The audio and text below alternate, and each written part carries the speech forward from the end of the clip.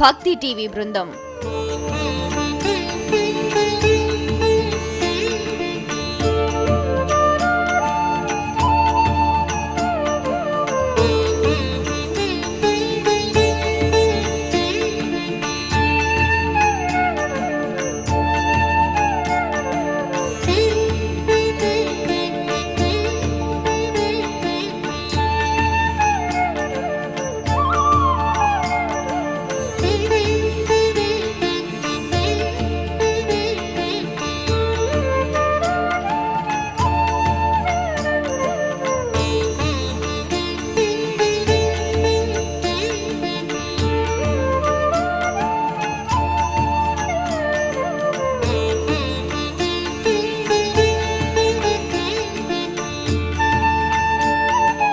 వెన్నంటి వస్తున్న వర్షంతో పాటు భక్తులు భక్తి టీవీ బృందం బ్రహ్మపుత్ర నది ఒడ్డుకు చేరుకుంటున్నారు. వర్షంలో తడుస్తున్న తిరుగులేని ఆత్మవిశ్వాసంతో, ఆధ్యాత్మిక చింతనతో అందరూ అడుగు ముందుకు వేస్తున్నారు. అనుకున్న తొలి మజిలీ చేరుకున్నారు.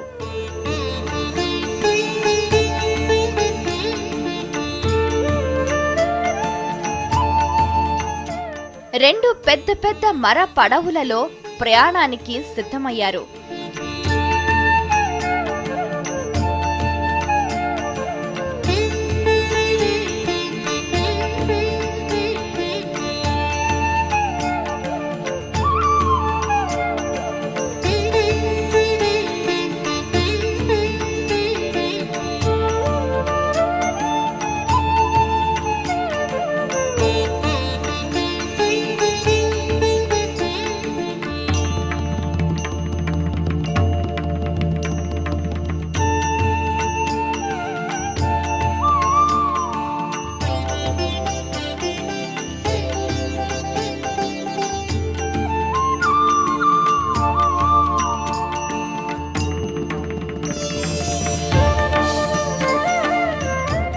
జీవనదుల అన్నింటిలోనికి అతి లోతైనది బ్రహ్మపుత్ర నది. మహాసాగరంలా గోచరిస్తూ ప్రవహిస్తున్నది. ఆ పైన కుండపోత వర్షం. నది మధ్యలో సుదూరాన మయూర ద్వీపం. ఆకాశం చిల్లు పడినట్లుగా కురుస్తున్న కుండపోత వర్షంలో మయూర ద్వీప ప్రయాణం మృత్యువుతో సమానం అని తెలిసిన అందరూ అమ్మ కామాఖ్యాదేవిని స్మరిస్తూ లలితా సహస్రనామాలను పారాయణం చేస్తుండగా మర పడవలు మెల్లగా ముందుకు కదిలాయి.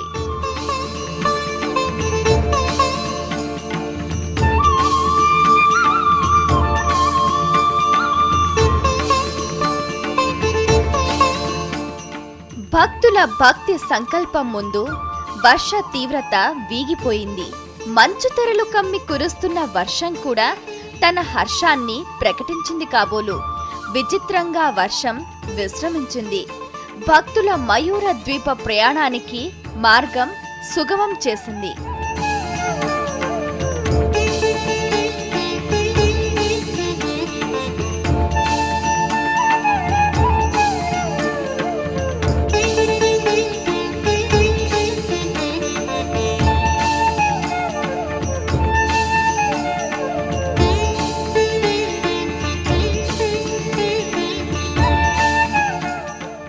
అందరూ అమ్మ కామాఖ్యాదేవి అనుగ్రహంతో మయూర ద్వీపం చేరుకున్నారు.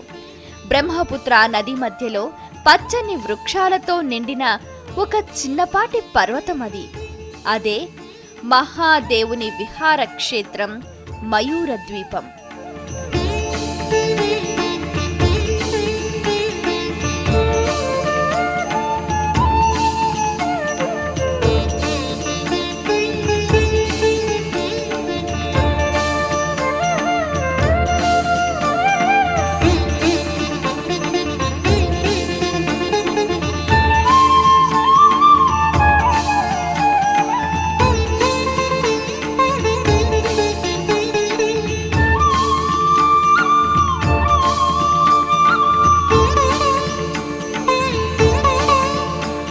పర్వత పాదం నుండి భక్తులు సుదీర్ఘమైన మెట్ల దారి వెంట బృందాలు బృందాలుగా ఒక్కొక్కరుగాను ముందుకు సాగుతున్నారు.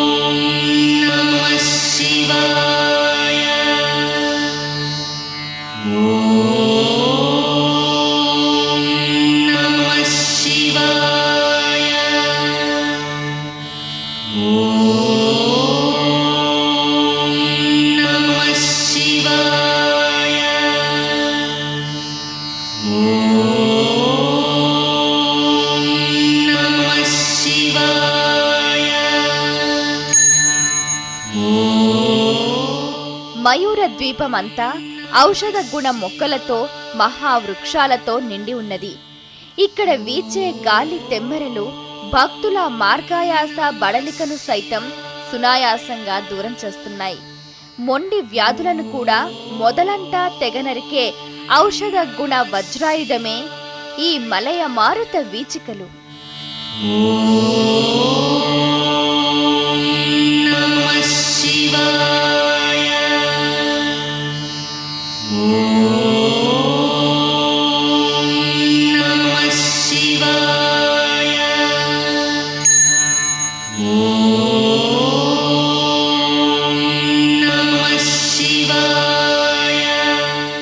మయూర ద్వీపం అనబడే పర్వత శిఖరాగ్రానికి చేరుకున్న తరువాత అక్కడ సమతలమైన ప్రదేశంలో మొదటగా దర్శన భాగ్యం కలిగిస్తుంది విఘ్నేశ్వరుని ఆలయం.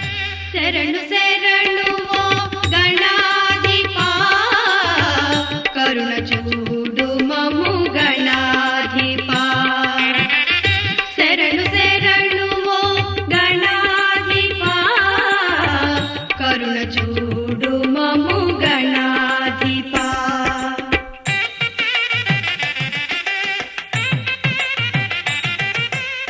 తొలి వందనం వీరికి సమర్పించి ముందుకు సాగితే ఎర్రని మందార వర్ణంతో కనిపించే శివాలయం కనువిందు చేస్తుంది.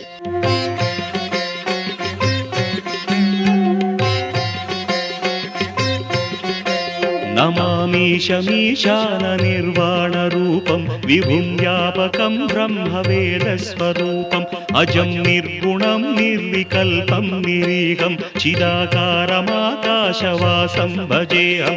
నమామీశమీశాన నిర్వాణ రూపం విభుం వ్యాపకం బ్రహ్మవేద స్వరూపం.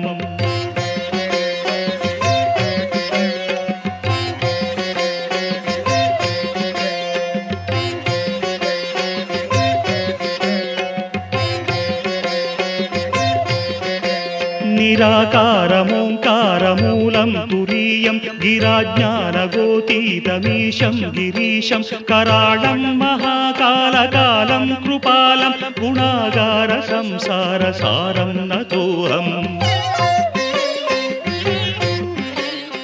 ఈ ఆలయంతో పాటు ధర్మ అర్థ కామ మోక్షాలకు ప్రతీకలైన 4 శివాలయాలు నయన మనోహరమై నిటలేక్షుని నిజ నివాసాలుగా గోచరిస్తున్నాయి.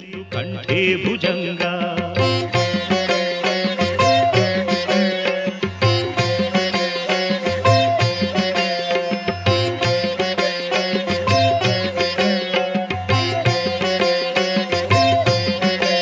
చలత్కుండలం శుభ్రనేత్రం విశాలం ప్రసన్నాననం నీలకంఠం దయాలం మృగాధీశ చర్మాంబరం ముండమాలం ప్రియం శంకరం సర్వనాథం భజామి. ప్రచండం ప్రకృష్టం ప్రగల్భం పరేశం అఖండం. ఇక్కడున్న ప్రతి ఆలయం అతి పురాతనం. విశిష్ట శివలింగాకృతుల కాల నిర్ణయం కూడా కష్టమే. పురాణ గాథలతో మమేకమై తమ ప్రాభవాన్ని కొనసాగించుకుంటున్నాయి పరమ పవిత్రమైన ఈ శివలింగాకృతులు. ఈ ప్రదేశం అంతా ఉమానందనాథ స్వామి వారి ఆలయ ప్రాంగణం. ఒకానొకప్పుడు శివుడు సతీదేవి మరణం తర్వాత హిమాలయ పర్వతాలలో కఠోర దీక్షతో తపస్సు చేస్తూ ఉంటే ఆయన తపస్సుని భగ్నం చేసి పార్వతికి ఆయనకి కళ్యాణం జరిపించాలని మన్మథుడు ఆయన మీద పూలబాణం వేశాడు. పూలబాణం వేయడానికి ఒక స్థలం చూసుకున్నాడు. ఆ స్థలమే ఇప్పుడు మనం ఉన్నటువంటి ప్రదేశం. ఇక్కడ నుండి కేదారంలో తపస్సు చేస్తున్నటువంటి స్వామివారి మీద బాణం వేశాట. శివుడు ఆ పూలబాణంతో చలించి పార్వతిని ఒక్కసారి కొంగు పట్టుకోబోయి అంతలోనే నిగ్రహించుకుని, ఎవడు నా మీద ఈ మన్మథ బాణం ప్రయోగించాడు, ఈ దెబ్బతోటి నా మనస్సు కూడా పార్వతికేసి ఆకర్షింపబడింది అని ఆగ్రహించి మూడవ కన్ను తెరిచాడు. వెంటనే మన్మథుడు బూడిదైపోయాడు, పిడికెడు బూడిదైపోయాడు. మన్మథుడిని భస్మం చేశాక పార్వతీదేవి కోరిక మీద రతీదేవి అభ్యర్థించగా శివుడు మన్మథుడిని బతికించాడు. పార్వతికి ఆనందం కలిగించడానికి మన్మథుడిని భస్మం చేసినటువంటి చోటే మళ్ళీ తిరిగి ఆయనకి ప్రాణం ఇవ్వడం వల్ల దీనికి ఉమానందనాథ ప్రాంగణం అని పేరు అన్నమాట. ఇక్కడే ఎక్కడా లేని ఒక విచిత్ర దృశ్యం కనపడుతుంది. అసలు కలశ స్థాపన అనేది ఈ క్షేత్రంతో ప్రారంభమైంది, ఉమానందనాథ స్వామి ఆలయ ప్రాంగణంలోనే. ఇక్కడ స్వామివారు శివలింగ రూపంలో ఉంటాడు, అమ్మవారు శిలాకలశ రూపంలో ఉంటుంది. ఈ కలశం అమ్మవారు, ఇక్కడ అయ్యవారు ఉంటారు. పక్కన ఆయన ఆయుధం త్రిశూలం కూడా ఉంటుంది. అందువల్ల ఈ ప్రదేశం అంతా కూడా ఉమానందనాథ స్వామి ప్రాంగణం అని పిలువబడుతుంది. ఈ పర్వతం మీద స్వామివారు ఇక్కడ 4 దిక్కుల్లోనూ వెలిశాడు. ఓ చోట గణపతి కూడా ఉంటాడు, కింద కూడా హరగౌరి అంటారు. ఇప్పుడు మనం చూస్తున్న ఈ శివలింగం శ్రీ శ్రీ మహాభూత దేవతానాథ మందిరం. ఈ దేవతానాథేశ్వరుడు అన్నమాట. ఈయన మహాభూత దేవతానాథేశ్వరుడి యొక్క సతీదేవి పార్వతీదేవి ఇక్కడ పూర్ణ కలశ రూపంలో ఉంటుంది. ఇక్కడ మంగళవారం నాడు ప్రత్యేక పూజ చేస్తారు. మంగళగౌరీ దేవతకి కలశ స్థాపన అనేది ఇదిగో ఈ ప్రాంగణంతో ఆరంభమయ్యింది. ఈ లోపల ఉంటాడు స్వామివారు, ఉమానందనాథ స్వామివారు. తరచుగా శివరాత్రుల్లోనూ, ఆశ్వీజ కార్తీక మాసాలలోనూ, మాఘమాసంలోనూ, ఆషాఢమాసంలోనూ, వైశాఖ మాసంలోనూ పార్వతితో పాటు ఈ ప్రాంగణంలో రాత్రిపూట విహరిస్తూ ఉంటాడు స్వామి. అర్ధనారీశ్వరుడిగా ఒక్కొక్కసారి, ఉమాదేవిని తన ఎడమ తొడ మీద కూర్చోబెట్టుకుని ఒక్కొక్కప్పుడు, శిరస్సు మీద కూర్చోబెట్టుకుని ఒక్కొక్కప్పుడు దేవతలకు దర్శనమిస్తాడు. దేవతలంతా ఆయన్ని పూజిస్తారు. అందుకని వాళ్ళందరికీ అధినాథుడైన స్వామివారు దేవతానాథుడు అన్నమాట. ఇక్కడ కళాతీత కళ్యాణ కల్పాంతకారి సదా సజ్జనానందదాత పురారి. కామాఖ్యాదేవి ఆలయ ప్రాంగణంలో నిత్యం ఒక యాగం జరుగుతూ ఆగక జ్వలించే హోమ జ్వలులు ప్రతినిత్యం లోక కళ్యాణార్థం జ్వలిస్తున్న విధంగానే ఇక్కడ కూడా స్వామివారి ముందు నిరంతరం వెలిగే అఖండ జ్యోతులు మనిషి అజ్ఞానాంధకారాన్ని పారద్రోలే జ్ఞాన జ్యోతులుగా ప్రకాశిస్తున్నాయి. అనాది నుండి భక్తులు భక్తితో ఆరాధిస్తున్న లింగం శ్రీ భూతనాథ లింగం.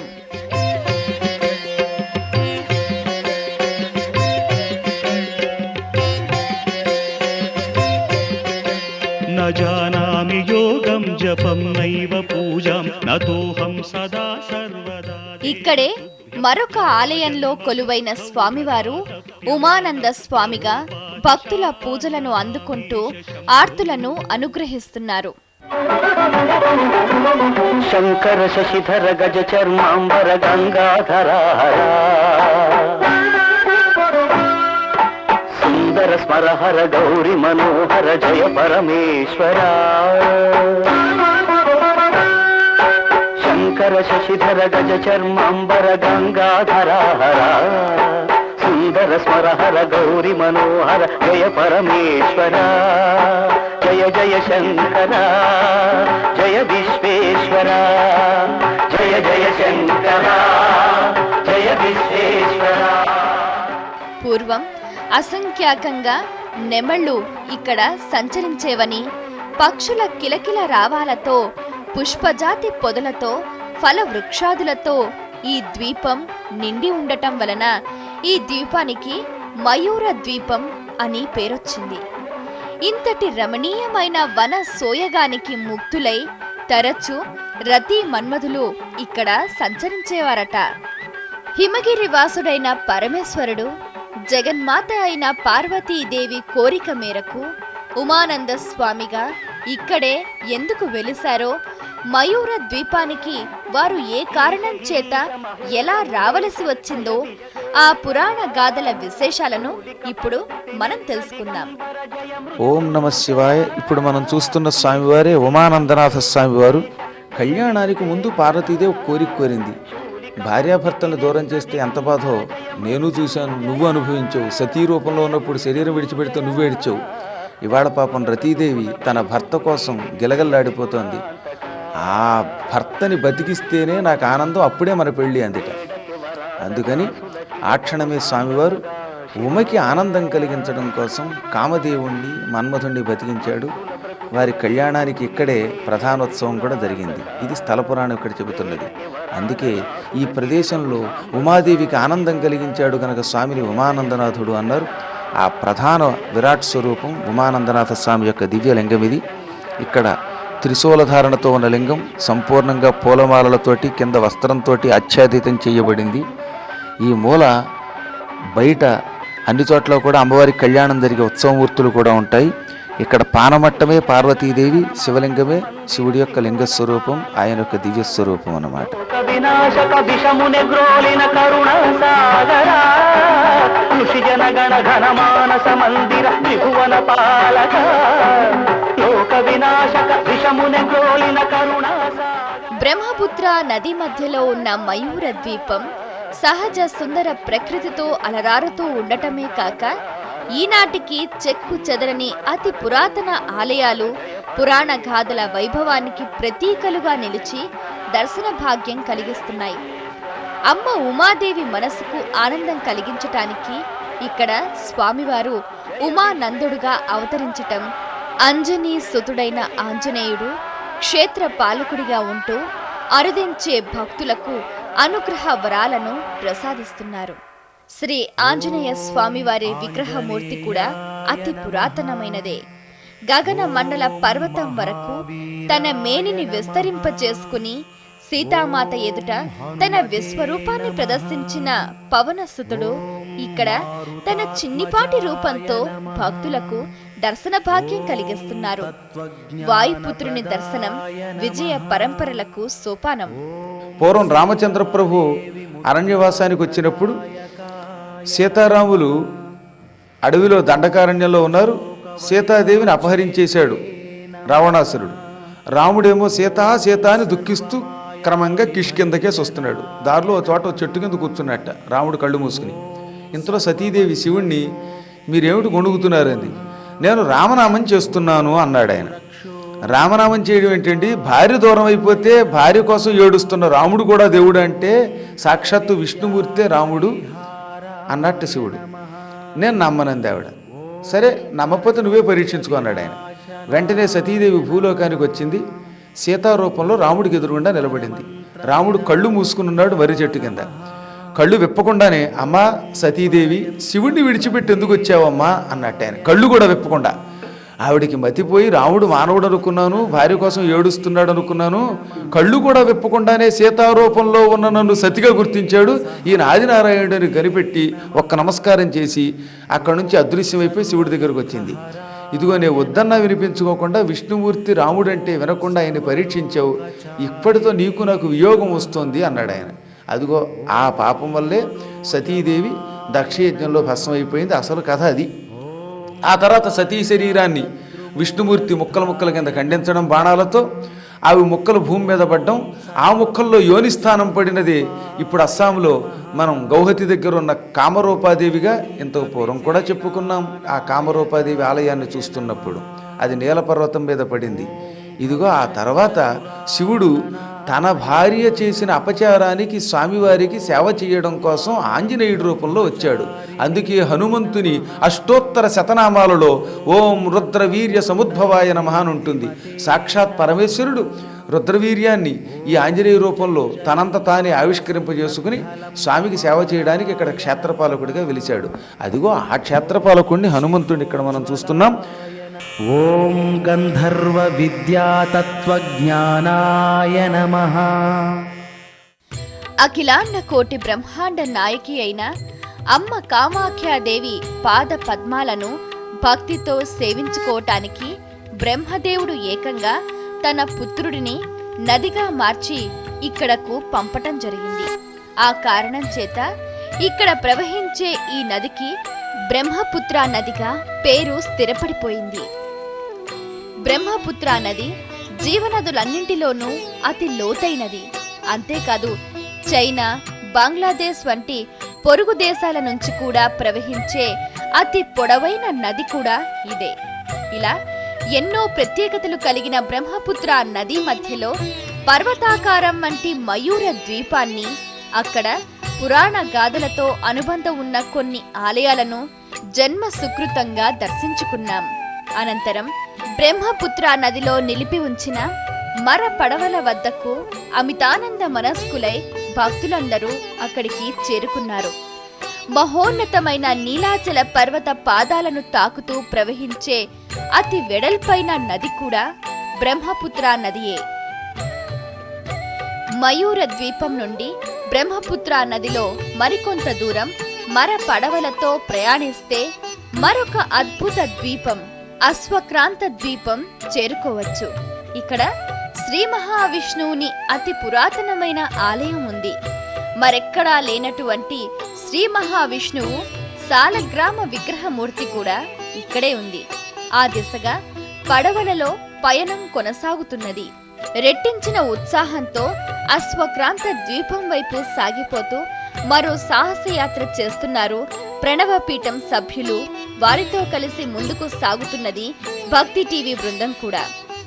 దుష్ట శిక్షణ కోసం, శిష్ట రక్షణ కోసం అవతరించబోయే కల్కి అవతారం తన అవతార పరమార్థాన్ని నెరవేర్చటానికి అశ్వాన్ని అధిరోహించి మొట్టమొదటగా అశ్వక్రాంత ద్వీపం నుండే బయలుదేరుతాడట.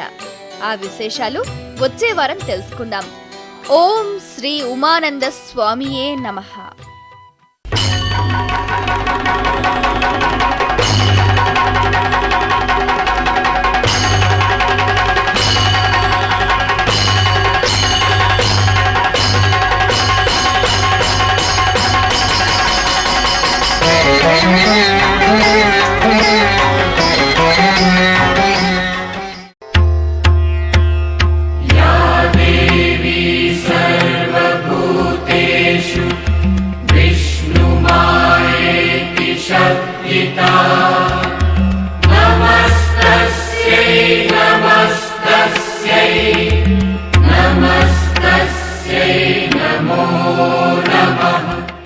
దృశ్యాదృశ్యమైన ఒక మహా తేజస్సు సర్వకాల సర్వాస్థలియందు సర్వ జగత్తును ఆవరించియున్నది. ఆ దివ్య తేజస్సుకు పుట్టినిల్లే మన ఆలయాలు. దేవీ దేవతలకు ఆవాసమై జ్వలించే మహాశక్తి తత్వానికి ప్రతీకలై దివ్య ధామాలుగా, ఆరామాలుగా, మహాక్షేత్రాలుగా, పుణ్యక్షేత్రాలుగా యావత్ భారతదేశం అంతటా వ్యాపించి ఉన్నాయి. అలాంటి విశ్వవిఖ్యాతి గడించిన ఆలయాలను ప్రత్యక్షంగా దర్శించి చిత్రీకరించి పరంపరగా ప్రసారం చేస్తున్నది మీ భక్తి టీవీ. ఈ క్రమంలోనే ఈశాన్య రాష్ట్రమైన అస్సాం వెళ్లి గౌహతిలో కొలువైన జగద్విదితమైన జగన్మాత అష్టదశ శక్తి పీఠాలలో 13వ శక్తిపీఠమైన హరిక్షేత్ర కామరూపాదేవి ఆలయాన్ని, అమ్మ ఆలయానికి అనుసంధానమైన మరెన్నో మహాక్షేత్రాలను కూడా వారం వారం ప్రసారం చేస్తున్నది మీ భక్తి టీవీ. హరిస్వరూపాలుగా భావించే నీలాచల పర్వత శ్రేణులలో ఒక మహోన్నత శిఖరంపై అమ్మ కామాఖ్యాదేవి ఆలయం అలరారుతూ ఉన్నది. ఆ పర్వత పాదాన్ని తాకుతూ ప్రవహిస్తున్నది ఒక మహాజీవనది. అమ్మ కామాఖ్యాదేవిని సేవించుకొనడానికి బ్రహ్మదేవుని పుత్రుడే స్వచ్ఛందంగా నదిగా మారటం వలన ఈ నదికి బ్రహ్మపుత్ర నదిగా పేరు స్థిరపడింది. ఇంతటి పరమ పవిత్రమైన ఈ జీవనదిలో నయన మనోహరమైన ద్వీపాలు, అందులో పురాణ కథలతో మమేకమైన పురాతన ఆలయాలను దర్శించుకొనడానికి మర పడవలలో ప్రయాణానికి సిద్ధమై ప్రణవపీఠం వారితో కలిసి పయనమైంది భక్తి టీవీ బృందం.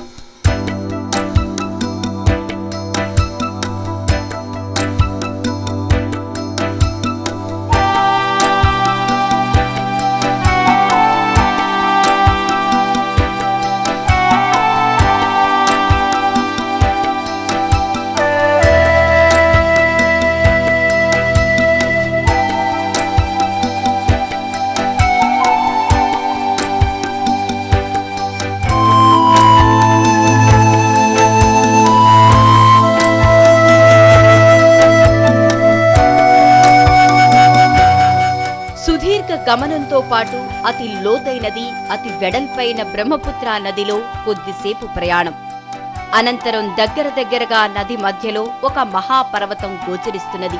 అదే అశ్వక్రాంత ద్వీపం. కాని ద్వీపంలా కనిపిస్తున్న నీలాచల పర్వతంలా నింగికెగిసి ఉన్నది అశ్వక్రాంత ద్వీపం. ప్రయాణిస్తున్న మరపడవలు పర్వత పాదం వద్దకు చేరుకున్నాయి. పర్వత శిఖరాగ్రంపై ఉన్న ఆలయానికి పయనమవుతున్నారు భక్తులందరూ.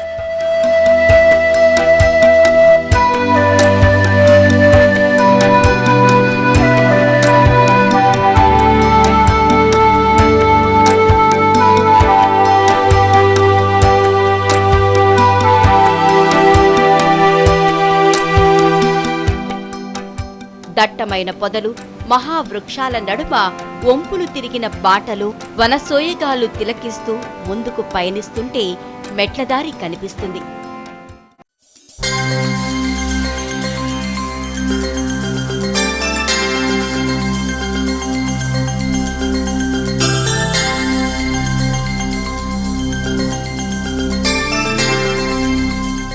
పూల చెట్ల నుండి రాలిపడిన పువ్వులు మెట్ల నిండా పరుచుకుని కమ్మని సువాసనలను వెదజల్లుతున్నాయి.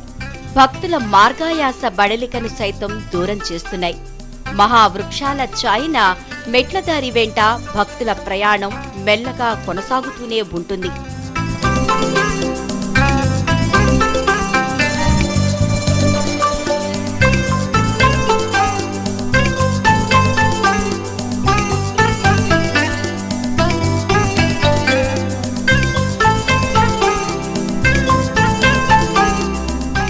కొండ శిఖరాగ్రంపై అశ్వక్రాంత జనార్దన స్వామిగా పిలువబడుతున్న శ్రీ మహావిష్ణువు ఆలయం చేరుకున్న భక్తులకు కమనీయ ప్రకృతి దృశ్యాలు కనువిందు చేస్తాయి.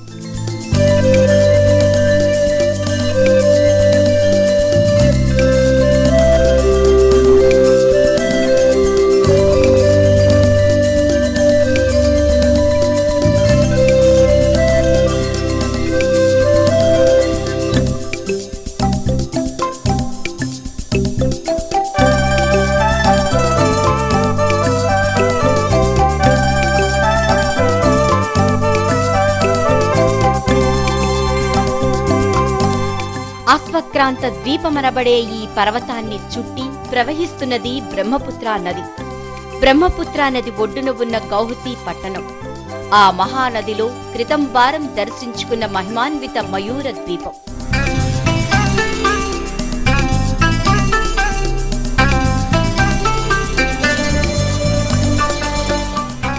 మరో ప్రక్క సాక్షాత్తు హరిస్వరూపులైన నీలాచల పర్వత శ్రేణులు కనురెప్ప వాల్చనివ్వని కమనీయ దృశ్యాలుగా కనిపిస్తాయి.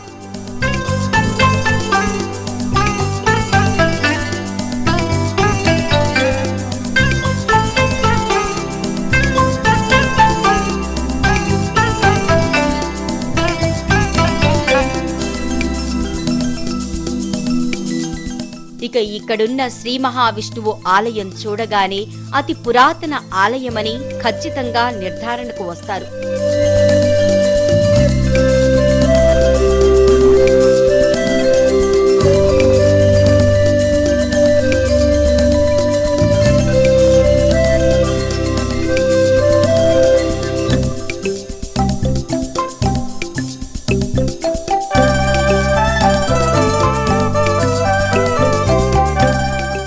ఆలయ శిఖరాగ్రంపై త్రిశూలాల ఆధారంగా మలచిన సుదర్శన చక్రం గోచరిస్తూ శివకేశవుల అభేద తత్వాన్ని తెలియజేస్తున్నది. కాల ప్రవాహానికి తట్టుకుని ఇంకా తమ ఉనికిని చాటుకుంటున్నాయి.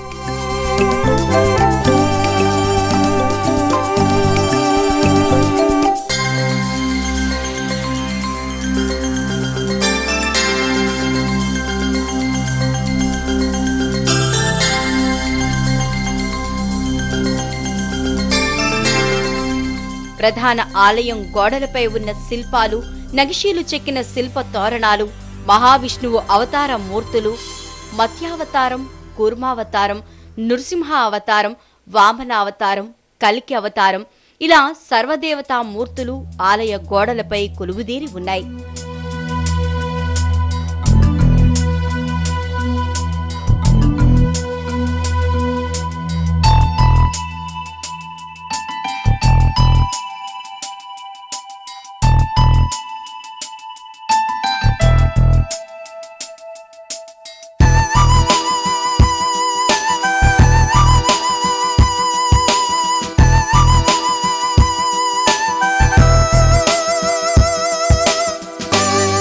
వీటిని దర్శించుకుని భక్తులు ఆలయంలోకి ప్రవేశిస్తారు.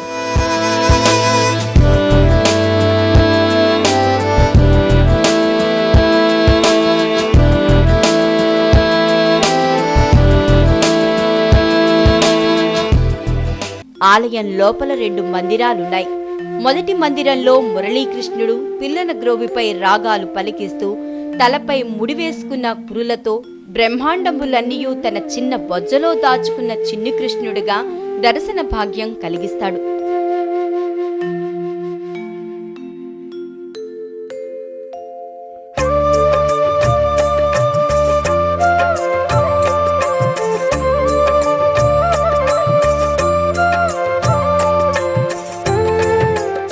ద్వారానికి ఇరువైపులా చతుర్భుజులైన జయ విజయులు దర్శనమిస్తారు.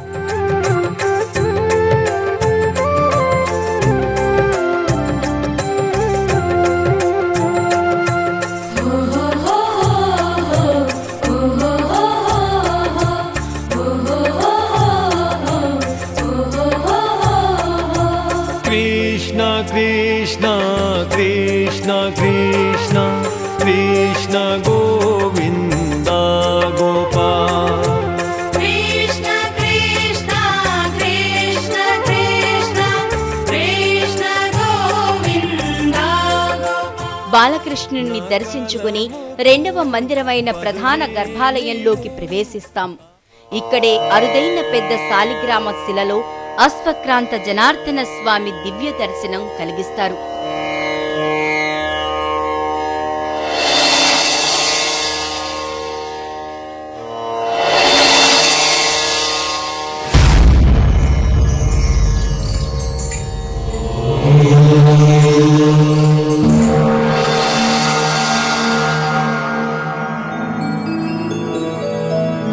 घ्राणेन्द्रियमुनासिकयन भूतत्वमु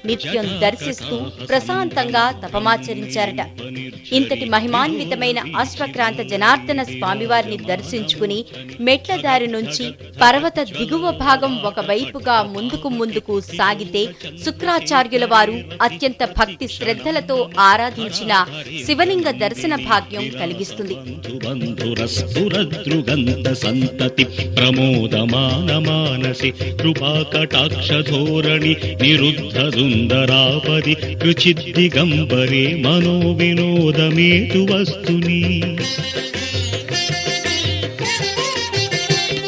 జటాభుజంగ పింగళ స్ఫురత్ ఫణామణి ప్రభా కదంబ కుంకుమద్రవ ప్రలిప్త దిగ్వధూముఖి మదాంధ సింధుర స్ఫురత్వగుత్తరీయ మేదురి. శివలింగం పైనున్న ధారా పాత్ర నుండి రాలిపడుతున్న నీటి బిందువులు నిరంతరం శివలింగాన్ని అభిషేకం చేస్తుంటాయి. రుద్రాక్ష మాలధారణతో ఉన్న త్రిశూలం శివలింగం ప్రక్కనే ఉండి త్రిశూలపాణి అనే శివనామాన్ని స్మరణకు తెస్తున్నది.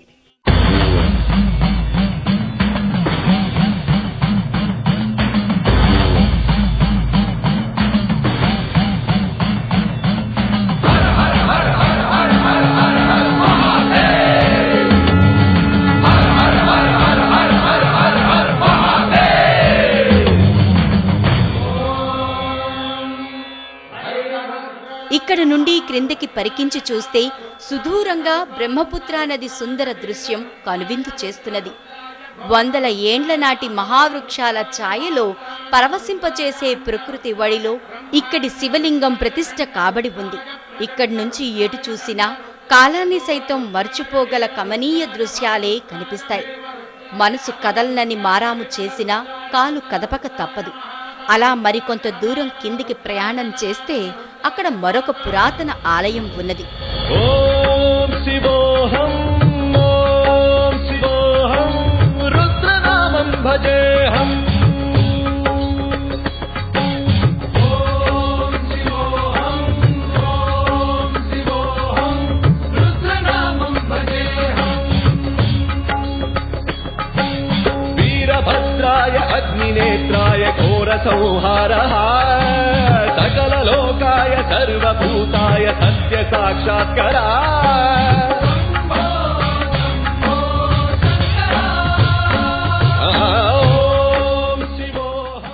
అక్కడ రాక్షసు గురువైన శుక్రాచార్యుల వారు గర్భాలయంలో ఉన్న శ్రీ మహావిష్ణువును, శివలింగాన్ని, అమ్మ కామాఖ్యాదేవిని ఉపాసించి నిత్య పూజలు అభిషేకాలు చేసి అనేక దివ్య వరాలను పొందారట. హరిహరులతో పాటు అమ్మ కామాఖ్యాదేవి కొలువై ఉన్న అరుదైన అపురూపమైన అతి ప్రాచీనమైనది ఈ ఆలయమని అనడంలో అతిశయోక్తి ఏమాత్రం కాదు.